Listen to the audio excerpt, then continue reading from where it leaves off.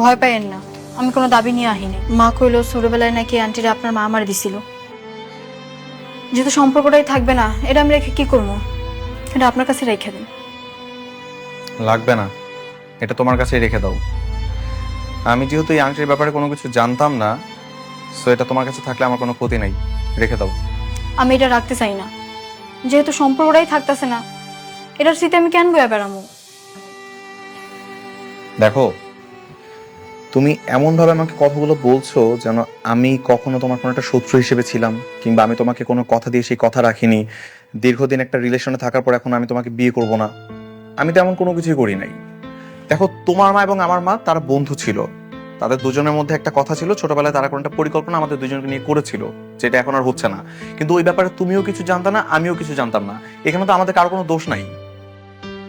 আমি আপনার দায়ী করতেছি না তো, আপনার কোনো দোষ নাই, দোষ আমাগো, আমরা গরিব। দেখো, এখানে গরিব ধনী এসব কোনো কথা আসছে না, প্রসঙ্গটা হচ্ছে বেড়ে ওঠার। আমি যদি তোমাকে বিয়ে করি তাহলে আমার এই সমাজে বাকিদের সাথে আমি কিভাবে চলবো? ওইটাই তো কইলাম, আমরা যদি আজকে বড়লোক হইতাম তাহলে এত বৈষম্য টানা হইতো না।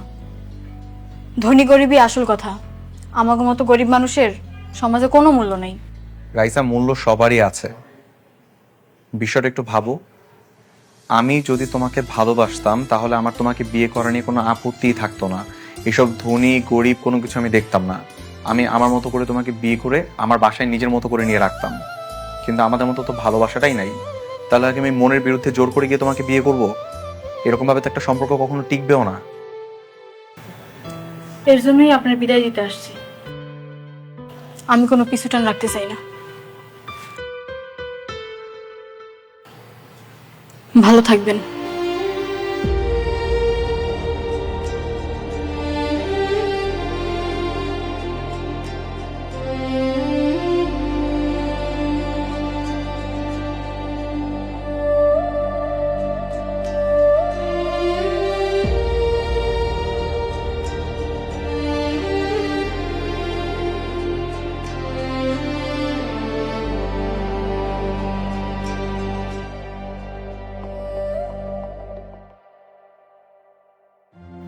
শোনো, বিয়ের কথা একেবারে পাকাপোক্ত করে ফেলেছি। সেটা তো কার্ড দেখেই বুঝতে পারছি, কিন্তু একটা জিনিস বুঝতে পারছি না যে বিয়ের মতো এত গুরুত্বপূর্ণ একটা কাজ তুমি তো হুটহাট সিদ্ধান্ত নিলে, কারণটা কি? কারণ কারণ আমার ভয় করছে। ভয়? ভয়ের কারণ কি? দেখো, আমার ছেলে যদি ওই গরিব ফকিন্নির বাচ্চাটার প্রেমে পড়ে যায়, সত্যি সত্যি যদি ওকে ভালোবেসে ফেলে, তারপর আমার কাছে এসে যদি বলে যে বাবা, ওই তো আমার স্ত্রী, ওর সঙ্গে আমি সংসার করতে চাই। গরিব কি সুরাইয়া নাকি আমরা? মানে